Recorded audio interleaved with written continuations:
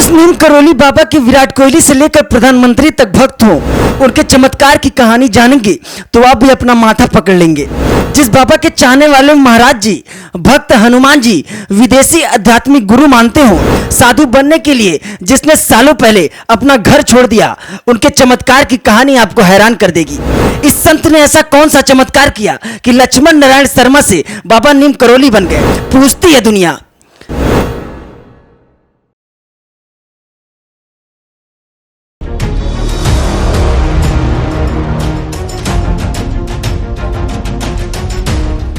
भारत ऐसा देश है जहां संतों को भगवान से कम नहीं माना जाता। देश में कई ऐसे संत महात्मा हैं जिन्हें लोग भगवान की तरह पूजते हैं। इन्हीं में से एक संत हुए बाबा नीम करौली। देश में कई संत ज्ञानी और योगी अपने कार्यों और चमत्कारों से दुनिया को चमत्कृत करते रहे हैं। बाबा नीम करौली भी इनमें से एक हुए जिनकी भक्त पूरी दुनिया है। बाबा नीम करौली का नाम लक्ष्मण नारायण शर्मा था, लेकिन एक चमत्कार के बाद उन्हें बाबा नीम करौली के नाम से लोग जानने लगे। आखिर वो चमत्कार कौन सा था? लक्ष्मण नारायण शर्मा का जन्म उत्तर प्रदेश के फिरोजाबाद जिले के अकबरपुर में वर्ष 1900 में हुआ था। उनके पिता का नाम दुर्गा प्रसाद शर्मा था। 11 साल की उम्र में माता पिता ने उनकी शादी करा दी थी। समय बीतने के साथ लक्ष्मण नारायण शर्मा का मन वैराग्य में लग गया। उन्होंने साधु बनने के लिए साल 1958 में घर छोड़ दिया। इसके बाद उनके पिता काफी मनाने की कोशिश की। पिता की बात मानकर वे एक व्यवस्थित वैवाहिक जीवन जीने के लिए घर लौट आए। इसके बाद उनके 2 बेटे और एक बेटी हुई। नीम करौली बाबा की ट्रेन वाली कहानी काफी लोकप्रिय है। इस बात का जिक्र लेखक रामदास की किताब टीछड़ी में भी किया गया है।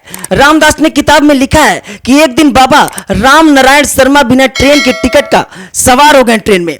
इस पर टीटी ने ट्रेन को रोकने और नीम करौली बाबा को उत्तर प्रदेश के फारुका जिले के नीम करौली गांव में ट्रेन से उतरने को कहा। बाबा को ट्रेन से उतार दिया गया। इसके बाद ट्रेन वहां से हिली ही नहीं। काफी कोशिश की गई लेकिन ट्रेन नहीं चली। जब ट्रेन से बाबा को उतार दिया गया तो ट्रेन चालू करने का कई प्रयास किया गया। इसके बाद रेलवे के अधिकारियों ने पूरे मामले की जांच की तो टीटी ने पूरी बात बताई। इसके बाद बाबा को तलाश किया गया और अधिकारियों ने कहा कि बाबा को ट्रेन में सवार होने दें। और इसके बाद अधिकारियों ने नीम करौली बाबा से ट्रेन में बैठने की गुहार लगाई।